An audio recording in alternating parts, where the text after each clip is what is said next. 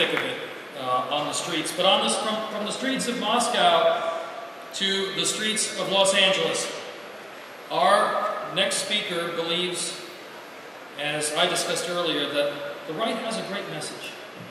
But we haven't been very adept at telling our story or slapping down the leftists who try to define us. His aim as an artist is to be, quote, as dirty, ground level, and as mean as any liberal artist out there, more so if I can. Use their tactics, use their methods, appeal to their audiences, the young urban street urchins, with a message that they never hear in a style that they own. He's one of the conservative communicators who understands that we have to give people images and messages in formats that they want to consume. In addition to producing his signature street art, he also works in conjunction with Los Angeles activists who produce and distribute timely posters utilizing raw, hip imagery. His work is very brave, and I believe that this may be, if not the first time, one of the first times that he has spoken publicly at a meeting like this, at an event like this, about his work on the streets of Los Angeles. Ladies and gentlemen, please welcome Sabo.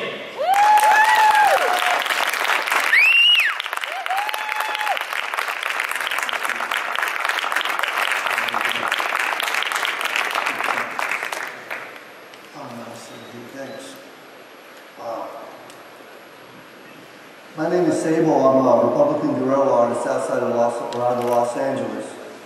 First off, thanks for having me. It's a great honor to be here. I don't do speeches, so I'm sure I'm going to sound like I'm rambling, and please forgive me, but a friend of mine was telling me the other day that there's these huge shelves of ice populated by these herds of penguins that just float through the ocean, and they're constantly looking over to see if the water's safe. And there's always this one wild-ass penguin that's, I'm gonna go in, I'm gonna go in. And then finally dives in. And then that moment comes when all those other penguins realize it's safe. And it's a beautiful thing because like in this huge herd, they all like just jump in together. And it's all because of that wild-ass penguin that had the balls to jump in. I dedicate this speech to those bold people in France who would rather die with a voice than live without one. Oh, and by the way, I hear I'm tweeting really hard with the Communist News Network right now. All I can tell CNN is it's called the First Amendment. Blow me.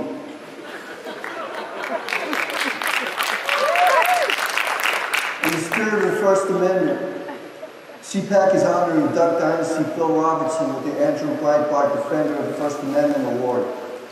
Now, I don't believe, or I don't agree with everything Mr. Robertson agrees with, but I do appreciate that he stood his ground when Hollywood came and pushed, and in the end, it was Hollywood that buckled. The dirty little secret Hollywood doesn't want America to know is that there's an entire half a country out there starving for a message that isn't the same old crap that gets pumped out of that town year after year. Being conservative-minded in the entertainment industry and in the arts can be a career killer in that town. And I appreciate why some people are scared. You've got FOA and all these other organizations that have their super secret meetings and their anonymity because they don't want to get figured out for fear of losing their jobs and their friends. I get it. Today I'm not wearing a mask or a hoodie the way I normally do when I show myself online or wherever else because I feel it's important to come out of the shadows. It's more important than trying to push some, how do you say it? It's more important than trying to push some mystique that's not even original. Being a right-wing artist in Los Angeles, I've experienced more than my share of troubles out there. I remember about this time last year, there was this one idiot reporter named Ben Mankiewicz from the Young Turks.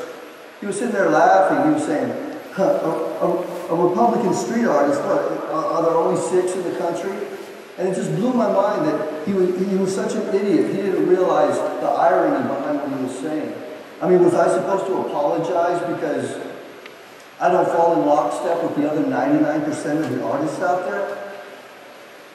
And then you have Tommy Christopher, another one of these people that pretends to be a reporter, who in one of his blogs called me just about everything bad you can call a Republican, a bigot, a misogynist, a homophobe, an anti-Semite. But unlike the way I normally do business, I was polite with him. I tried to have a conversation. I invited him to look at my art. That way, if he had any questions, I'd be more than happy to explain to him the context. That way you could see that there was no basis in the way that he painted me in his story. But his response was, because I was so evil, I wasn't allowed to have a voice in this forum. At first it kind of scared me. Here's a guy telling the world all these awful things about me, while making it impossible for me to defend myself.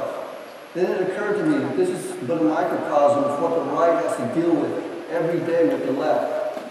But instead of tucking tail and running, I took action. I scheduled as many interviews as I could with as many people as I could. That way I could get my story out there. I didn't want his voice to be the only voice out there defining who I was, or who I am. For decades, the right has allowed itself to be defined by its opposition, be it through magazines, music, television, movies, the arts. In this way, the left owns the narrative. And through our absence in the creative fields, we pretty much just handed it to them. In doing so, we've created these dangerous waters that we penguins float on. A little bit about myself. I was in the Marine Corps. I took the name Sabo from a main gun round from a tank. It's short, hard, and fast, and I figured, well, that kind of pretty much describes me, so I took the name. I wish I could tell you I was a poster Marine, but that would be a lie. I served 4 years in the Corps in a tank. I hated every one of them. I excelled the first year and a half, then me, like everyone else, just wanted to get the hell out. The only fun memories I had of the Corps was getting liquored up with my friends, but I mean, I only got in more trouble than anything else. 3 NJPs later, I barely got out with an honorable discharge.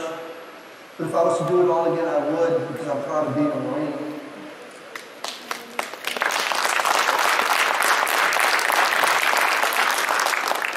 But all that aside, I mean, if anyone ever tells you they enjoyed their stay in the Marine Corps, chances are they were a reservist.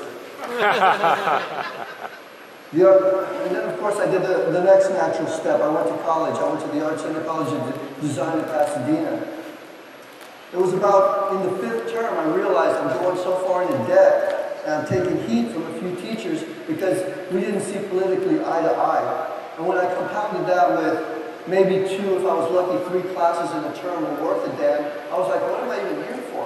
I left. I grabbed a piece of paper. I wrote the name of the school on it. I had a few teachers sign it. I handed it to the dean. He asked me, what's this? I said, it's my degree. There's no way I'm leaving here without a piece of paper. And he said, fair enough. He signed it. And as far as I'm concerned, that's my college education. So if there's anyone out there that tells you a degree is the measure of a person's leadership or competence,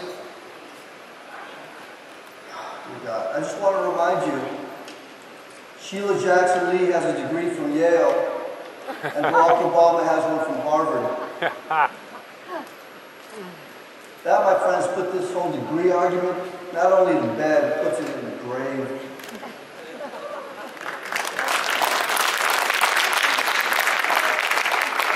Some people think I'm here to teach out-of-touch politicians how to connect with young voters. Okay. Speaking of not finishing college, here's a bit of advice for Scott Walker on how he can appeal to young hellions. You remember how those Dropkick Murphys told you to not use their music when you come out on stage?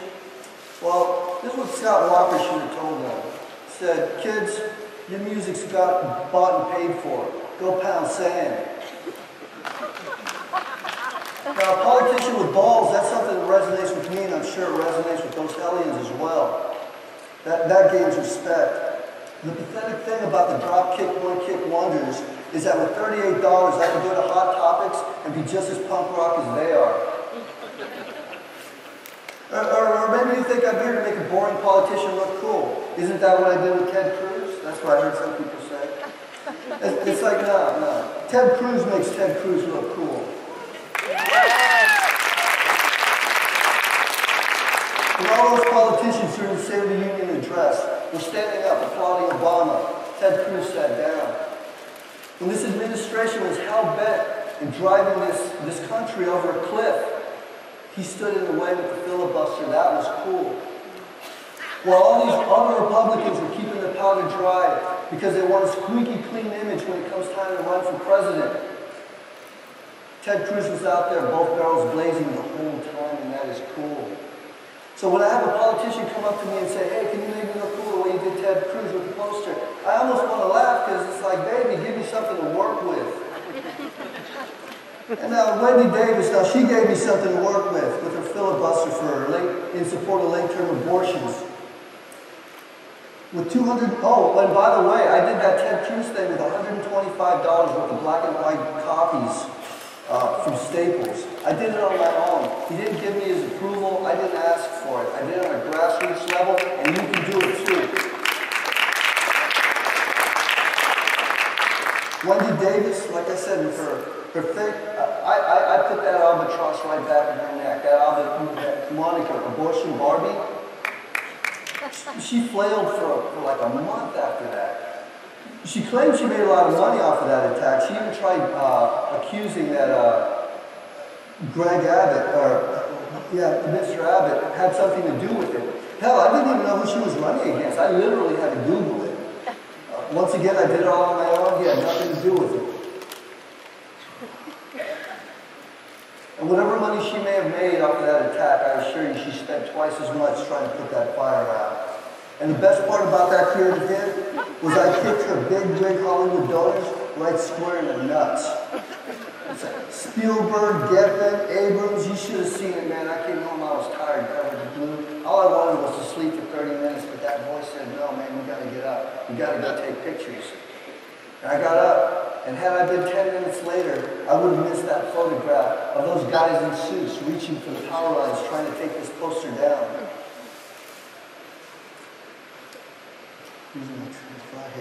Trying to take that poster down that I had hung up in front of J.J. Abrams' studio, Bad Robot. For $220, I caused that much hell for the left and the Hollywood elite. Speaking of out-of-touch limousine liberals, for $60 in color copies, I had people from California to the UK calling Gwyneth Paltrow an Obama drone. And what did she do in response? She said, oh, we should give Obama all the power he needs to do whatever he wants. I'm like, thank you for spiking it in for me there, Gwen. You are such